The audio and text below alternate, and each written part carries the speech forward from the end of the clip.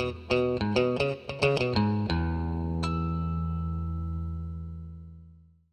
so we're back with the coolant tank now. This is the first step in kind of freshening up some more things in the engine bay. I've got a bunch more parts like I talked about previously that I'm going to install and show you in a minute. But starting with the coolant tank, which I flushed out thoroughly, cleaned, kind of polished on the outside as much as I could just to clean it up. And I'm going to be freshening this up with a new cap right here, which is Ford part number AL3Z8K103-A. You can see right there, nice and not faded compared to the old one. And I have a new overflow hose, Ford part number 9L3Z-8N029-A, which is this guy right here. Now, I've tried pulling this off already. It's seized onto the fitting. The really simple way to get past that is to take a razor blade or a nice sharp knife and to slit the hose, being careful not to gouge the fitting, and the hose will just come right off. So I'm going to do that, put the new hose on.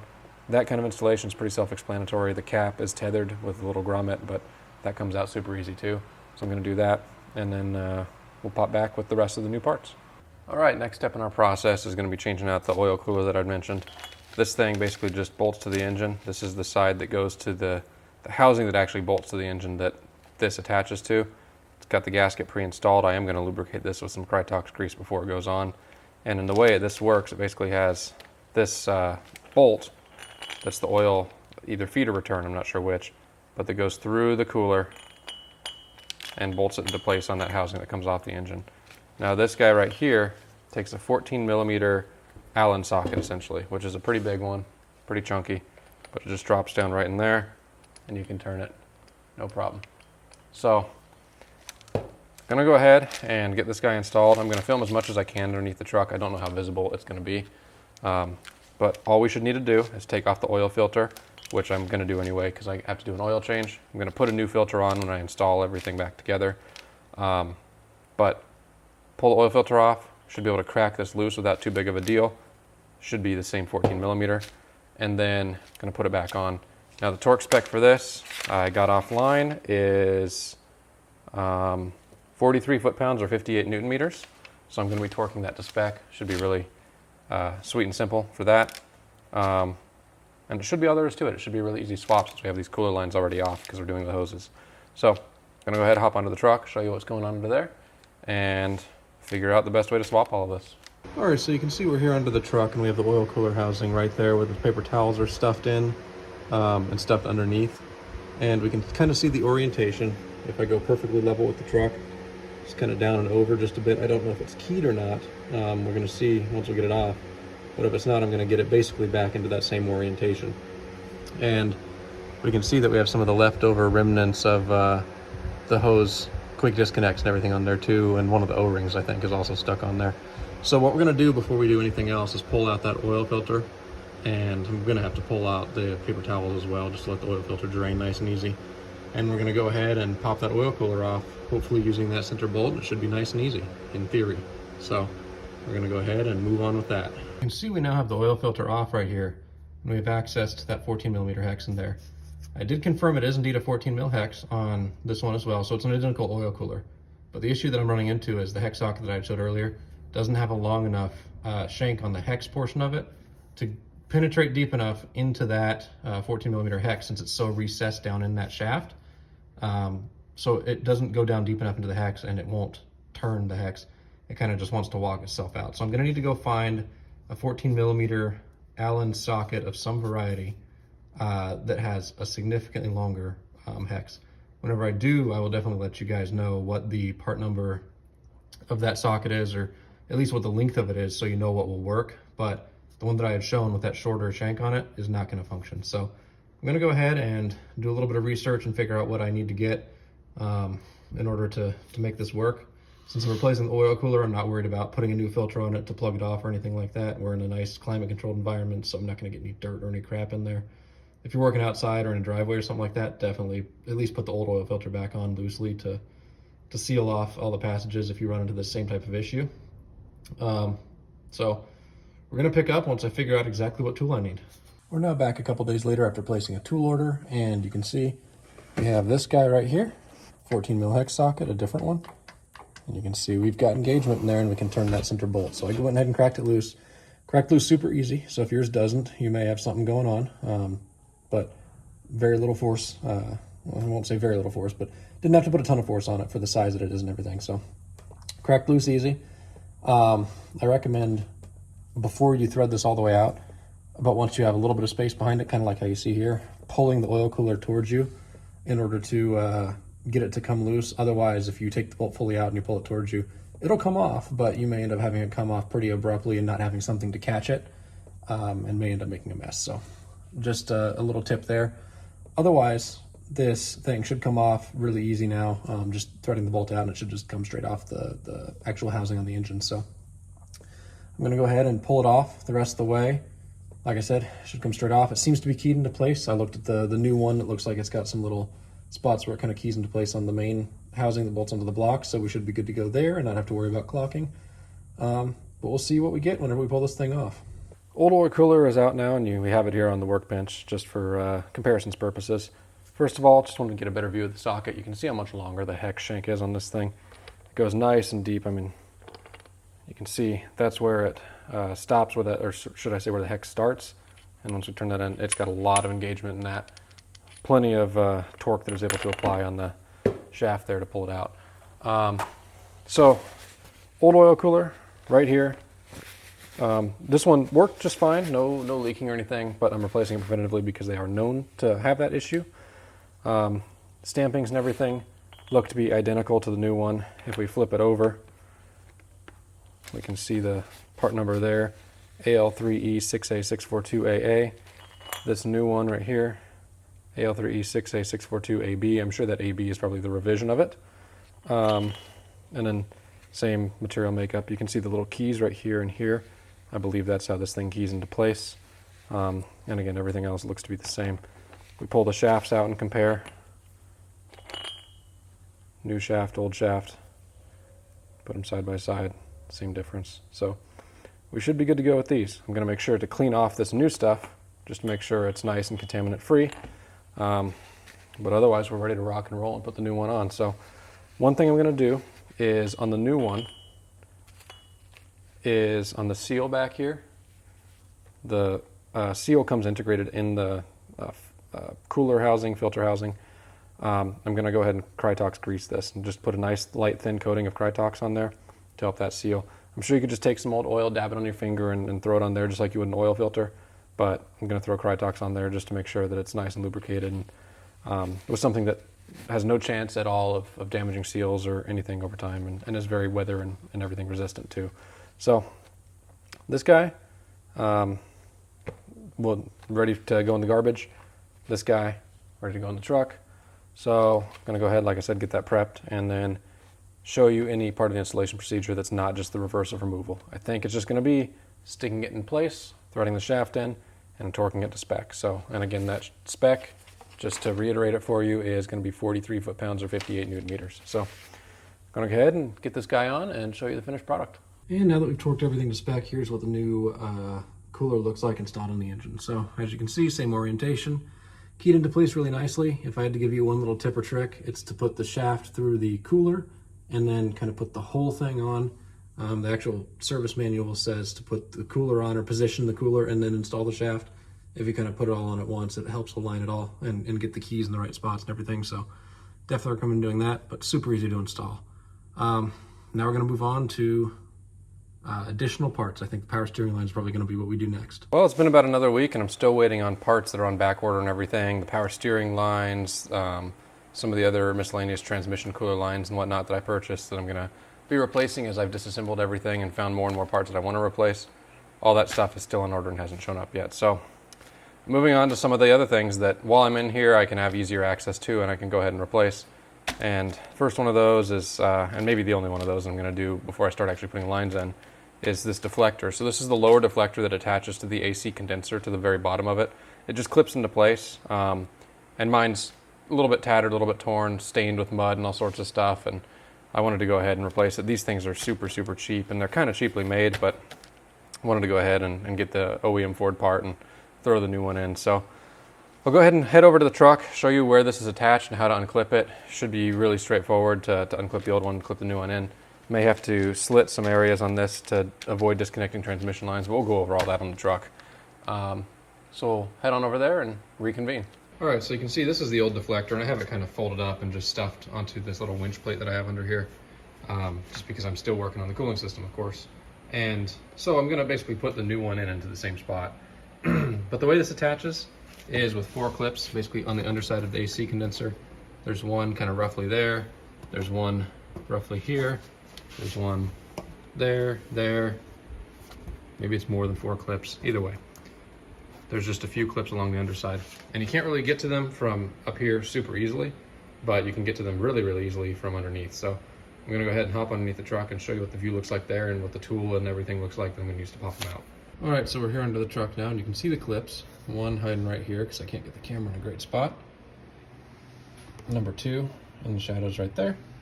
And then number 3 really easily seen, and number 4 easily seen. So you can see how those guys are kind of held into place. And what I'm gonna do to get those out is use this nice little clip popping tool that I have here. Let me bring the camera around to this side. And you can kind of see how this guy works. You can slide it into a clip, squeeze, and it pops loose. So I don't know if I'm gonna be able to do it one-handed. I might be able to. Get our popper in there.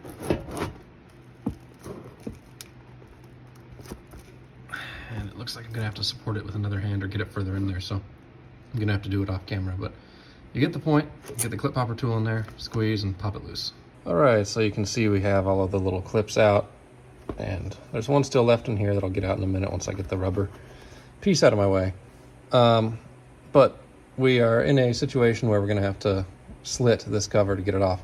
You have 2 options. You can either disconnect the transmission lines here at these disconnects right here, which requires a special little plastic tool that you can get from most auto parts stores. But I really don't want to disconnect the transmission line, lose more transmission fluid, measure it out, blah, blah, blah. And I would rather this be a little bit more easily serviceable in the future. So what I'm going to do is, since we have a clip right here that supports, a clip right there that supports, and we're not really going to have a huge area, we have one also right here, of course. We're not going to have a huge area where if we slit right here and here, this thing is just flapping around, especially whenever the condenser gets sandwiched between, when this shield gets sandwiched between the condenser and this little core support, portion of the core support right there. Nothing's gonna be flapping around. So I'm gonna go ahead and just slit this to get this off. And I'm gonna do the same thing, probably more cleanly on the new one, in order to be able to get it just to slide on and clip into place. So I'm gonna go ahead and do that off camera to get this off and then show you what I did on the new one, so you can kind of get an understanding in a more easy to see setting on the workbench. All right, so I got this thing prepped and ready to install the old one off. This is basically how I slit the old one. I just, on the truck, used some scissors to cut it. Not the super clean cuts that I did on this, but it worked to get the old one off since it's gonna go in the trash anyway. This is the new one right here. So you can see nice cuts right there. And you can see what I was talking about with it being supported very close to all those cuts. So it shouldn't be any issue, especially whenever all of this whole front strip is sandwiched basically underneath the AC condenser between it and the core support. So I'm gonna go ahead and put this into the truck. It's ready to rock and roll and go in. So that's our next step right now. And then we're gonna proceed with whatever we can proceed with once parts start flowing in. So this is basically, I think, the last step that I'm gonna be able to cover while I'm waiting for parts. All right, so how I just got this in, I just fed it in from the top and folded the part that clips into the underside of the condenser over. That's all ready to clip into place. You can see one clip still floating here. So I'm gonna hop under the truck, clip it all in, and then we're gonna be done with this. So that's essentially what your finished product is gonna look like. Much nicer and cleaner than that old nasty muddy one. All right, well, I'm back and I still don't have any of the power steering lines or any of the parts that I was hoping to get. I'm experiencing some wonderful back orders right now in 2022, so just dealing with it as I can, waiting for a lot of the parts that I need to be able to put the radiator back in, but still got a few pieces here and there that I'm able to do. So one of the wire in there that I kind of identified and I was hoping to get from Ford is this piece. This is just the inner fender liner, I guess you'd call it. It's not really the wheel well liner, it's actually a fender liner inside the engine bay and wraps underneath the truck, and it attaches to the fender liner, I think, with these 2 clips right here. My old one's super weathered and actually almost completely split down here where the tab is that wraps underneath the truck. So I went ahead and wanted to replace this one. I tried actually looking at my order history to order this from Ford back in 2020. 2021, sorry.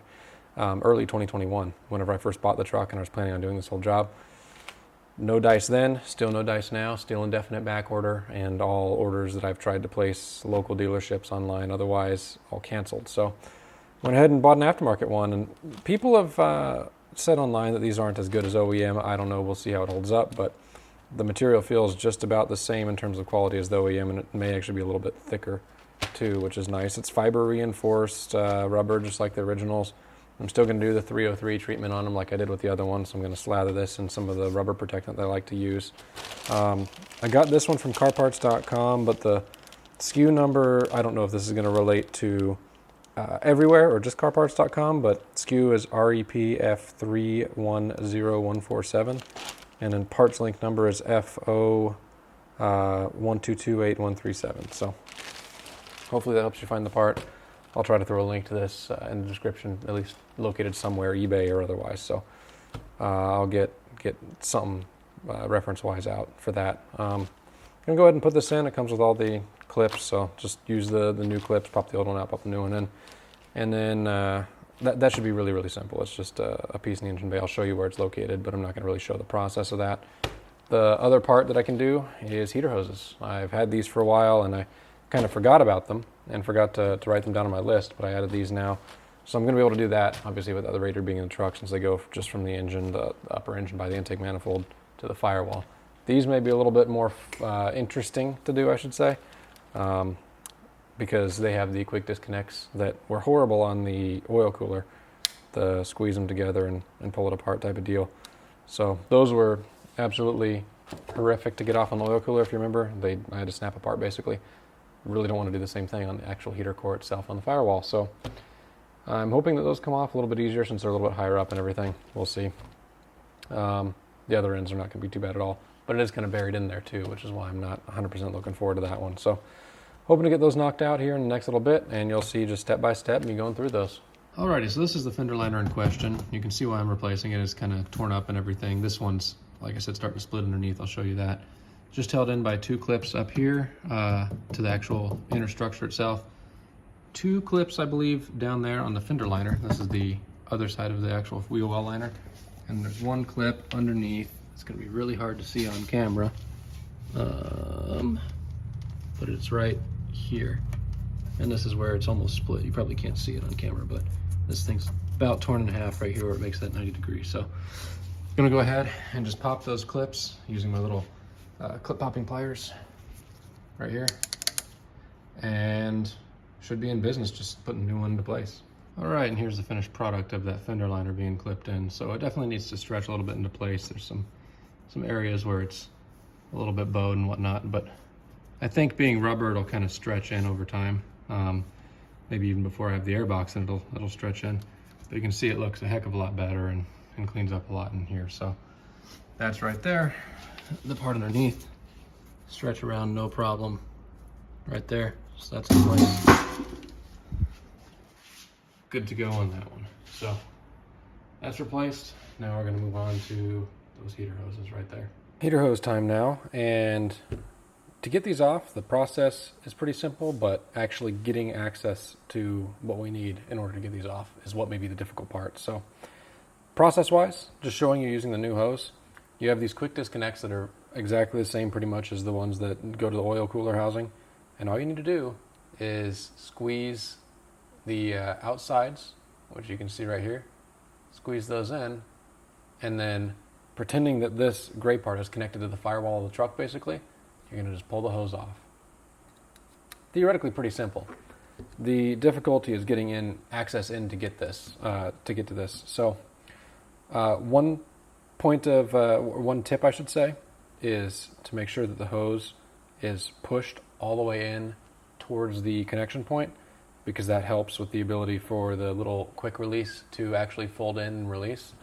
And otherwise it's just going to be tight quarters, getting kind of down underneath the cowl as well as being right up against the firewall with this butting up against it and trying to reach a hand in there to pinch and then separate the hose. So I'm going to do my best. It's such a small area, I'm not going to be able to film it in the truck. But maybe once I get one off, I'll kind of talk you through how I did it and show you what the access area looks like with one hose out of the way so you can see the other one better. and we'll kind of go from there. All right, so I'm getting the best shot I can of back in there. You can see how far buried underneath the cowel the heater hoses go in, but I've gotten both of them disconnected now. One of them's pulled off. You can see the open port just to the left of the hose that's on the right. And then the hose on the left is also disconnected. I just haven't pulled it off yet. It actually was surprisingly easy to do this. It only took me about 10 minutes or so to get them both disconnected with a little bit of fumbling around and stuff. No special tools. I just got in there with my hands. As long as your hands aren't super huge, you'll probably be able to get in there. And with decent finger strength, you're gonna be able to just push with both index fingers and push on the little areas that I was showing on the workbench and pull the little clamps off. I mean, it's actually relatively simple. So I've got the hoses released. I'm still gonna have to retrieve the little gray quick disconnect things off of the heater core stubs that are sticking through the firewall. But my next step that I'm gonna do is just take the hoses out. So you can see here, the clamp that's holding the two hoses together, that is going to have to come off right here. But I'm gonna probably take that off on the workbench since it's a little stubborn. And then you can see where the heater hoses connect. So the left-hand hose connects right to the left-hand side of the engine right here. And then the right-hand hose connects to the front. And you can see the orientation from here of the clamps, the way that the bins go, everything along those lines. So I'm gonna go ahead and just get these clamps here released with right there and right there, released with some just normal pliers. And we'll move forward with pulling the hoses completely out of the truck and then replacing with the new ones. All right, so just for quick reference, here's the old hoses right here. You can see still have those clips on the truck. I need to take those off. But visually, comparing the two, old versus new, same hose, same bins. We should be all good to go there, just double checking everything. We still have the restrictors in the right spot, or the restrictor in the right spot in the one hose for the water going to the heater core. So that's good, that checks out. Everything looks good. So all I need to do with this old hose set now is take off this clamp. I'll show that up close in a second. But what I'm going to do now is pull the old clamps off the vehicle and go ahead and install the new hoses. I will say, 10 years old, actually the truck is 11 years old now. It doesn't look, the hoses don't look terrible, but they're definitely starting to crack a little bit internally and everything if you look inside, which I can't really show on camera. And then the plastic here in the end, the outside looks great, and a lot of the black portions of the plastic look fine. But the sealing O-rings, as well as the kind of sealing seats, I guess you'd call them in there, not looking the greatest, and they're pretty discolored and starting to wear out, and you can see crusts are building up on them and everything. So definitely time to replace these. Not super overdue, but definitely time to keep everything nice and safe and reliable. So like I said, gonna pull the clips off. Looks like the O-ring stayed in the fittings, and a new one should just click on into place. So I have the new hoses partially in, but I wanted to show you how I was able to get these little guys off before I go over and show you the hoses and everything. So these are the little quick connects that again snap in the end of here, right here. And the only way that I was able to find to get these off, looking online and everything, there's no tool, there's no good way to pry it off without damaging the sealing surface that's further up in where the O-rings would be. The only good way is to cut them. So I was able to just take some very small diagonal cutters and snip this on both of them, coming out from underneath on the firewall, so below where the heater core stubs pop out, and I was able to snip them no problem. So it took a little bit of time, but I was able to get them. Do your best not to damage the ridge on the heater core stubs themselves. If you were to really damage one by going up, you might not be able to get the new ones on, and you might have to replace the heater core, which is a whole dash removal job and everything. So these guys are out, new hoses are in. I'll go ahead and take you over to the truck and show you what's going on over there. All right, so here's what we have on the truck side of things. I'm gonna lower the camera as much as I can so you can see the hoses are connected back there. Now, those back there are fully connected. All you gotta do, you don't take those little clips out or anything. You just leave them in the hose and push it into place and snap it into place. Just make sure that once you've snapped it into place, you give the hose a little tug. Don't do it all the way back here, do it closer up there. But give the hose a tug towards you to make sure that everything is actually cinched down and that it's caught in place on the lip on the stubs in there. So both of those are connected there. I just have them set in place here. I still have plenty of rotation that I can rotate the hose on there, on the heater core. It's quite loose still in terms of ability to rotate. But I have these guys set in place. Now you'll notice that I'm missing the little clamp up here. I wasn't able to get that off of the old hoses without completely destroying it. So I'm gonna see if I can order a new one of those off the Ford parts catalog. What I'm also gonna see, and the reason I didn't fully connect these down here, is if I can order a new one of this neck here that this hose plugs onto. So you can see, I pull it off, this neck just goes down here. It looks like it bolts in with one bolt. And the reason being, unfortunately, I can't get my camera quite down close enough, or low enough, I should say, into the engine bay. There's some pitting down here. And I don't want to risk any leaks if I don't have to. I'd rather just replace that neck right there if I can get it. So I'm gonna go ahead and see if I can order that, see if I can order the clamp here. And if so, I'll be in business. If not, I guess I'm just gonna be forced to run it as is. I'll probably find a clamp for this. And one thing I'm gonna do too is you can see the heater hose touches the wiring harness there. It's how the old one was, it's how the new one is. I'm probably gonna take a piece of braided sleeve and attach to the heater hose right where the contact point is. Just a few inches long, something like that. So we don't have any issues with rubbing holes in heater hoses. So that's it for the install of these. All you have to do to get this finished up is push them all the way down onto the stubs coming out of the engine and then release the clamps. This one you just kind of pull the pin on. And this one, I believe you take a screwdriver and kind of pry this tab upwards that way. And it'll snap shut. You can see right now, it's clipped and held in place open for both of those clamps. So see what we can get for those. Hopefully no more parts back orders. And we'll move on from here. Well, a couple days have passed and I now have, I think the last piece for the heater hose solution, other than the little tube hose spacer piece, the hose separator, if you will, that clamps on. Again, I had to order one of those. Couldn't find an OEM one actually, so I ended up ordering some aftermarket stuff, and I may end up making one too, just to see what kind of works best. But that aside, heater hoses are done minus this, and this is what is referred to by Dorman as, well, it's part number 626631. They call it a heater hose assembly. In reality, it's just like a little water neck that comes off of the head. And this is the one where, right in this kind of area, near the end of the barb, mine was all super pitted and corroded. So I'm gonna go ahead and replace this. This was the only one that I was able to find of this. I wasn't able to find this in the Ford parts catalog or anything. I may not have looked long enough, may not have looked well enough, whatever the case may be. But this is what I was able to get, super cheap and simple, and for this simple of a part, I don't mind going with the Dorman one. I'm going to compare it with the OEM just to make sure everything lines out. But I'm going to go ahead and head over to the truck and show you how to pull this off. It should be super simple. It's just one bolt. The new one comes with a new O-ring, so we should be set there. And we'll see how the replacement of this thing goes. All right, so right here is the kind of water neck that we're replacing here. Super simple to get to. You just come from up above. The alternator bracket, which you can see right here, is just a tiny bit in the way, but really you can get down there even with the standard extension, and there's just an 8mm bolt down there. So I've already got that guy loose. You can see turns no problem. So I'm gonna go ahead and pull the rest of this thing out. And once I get that bolt out, this thing should just pull straight out of the head right there. Before I pull it out or anything, I'm gonna blast it off with some compressed air. You can see that there's dirt all down in there and everything.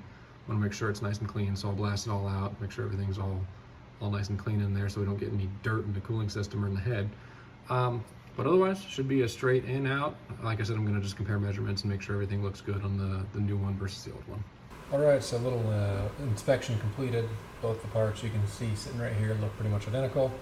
Took some measurements, the critical ones at least. Right here where the hose slips over, the barb fitting area, same dimension. And this part where it goes with the cylinder head, roughly same dimension as well. There's a few differences between them. I mean, you can see one is labeled, hopefully you can see it on the camera, Fomoco, and it's labeled F-156N. Doesn't correlate to anything in Ford's parts catalog. I just double checked. And you can see slotted hole versus through hole, and some other differences in markings and everything too. But this, I don't like aftermarket parts, or don't like to use them if I can get OEM stuff, but should suffice. The only other thing that I did out of the norm is, or for my norm, but out of most people's norm, put some of my Krytox grease on the O-ring here on the new one.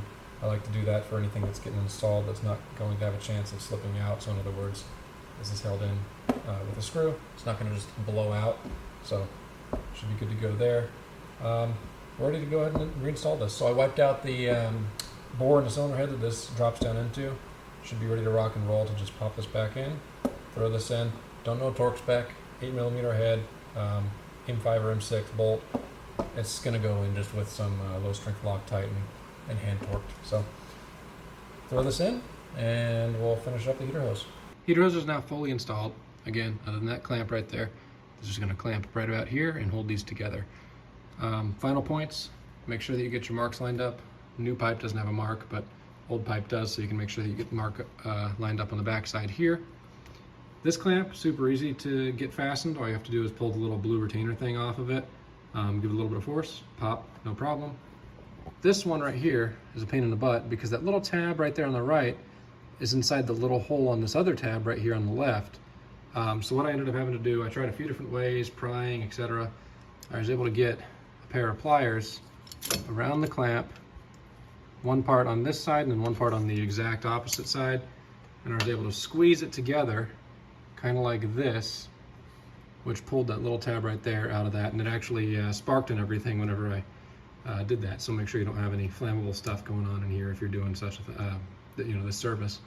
But that was the way that I was able to get it to unlock and clamp down on the pipe. So heater hose is done. Gonna move on from here. Well, I've had a little more time pass now, and I have finally the little hose clamp solution that I was talking about to clip the two heater hoses together. I decided to sleeve a good chunk of the left-hand heater hose, the one that comes unsleeved with nothing on it, with some of this Kiko split sleeving, diameter 1 inch, got 25 feet in black off of Amazon. I'll have a link to that, of course, like I will almost everything else. 1 inch fits perfectly on the 1/16 inch hoses. And then I bought this DHS 17 hose separator, dual hose separator, from a company called Racetronics. And this is made for, I believe it's 1 1/16 inch hose. If it's not exactly that, it's slightly 10,000ths of an inch smaller or something along those lines. Either way, this is the one that I could find that fits the application, fits my needs. I couldn't really find any other ones other than ordering directly from China. So got this, again, Racetronics, part number DHS 17. And all it has is a little socketed cap screw in it. So I'm going to go ahead and apply some Loctite to that, go over to the truck, and throw this on, show you what the finished product with the sleeving as well as the hose separator looks like.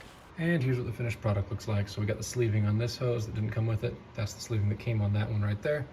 Dual hose separator installed, tightened down, Loctite on it. Looks about as factory as a non-factory part can look. And then, as you can see, we have all the clamps clamped in place and the new pipe. So this one's good to go, ready to rock and roll.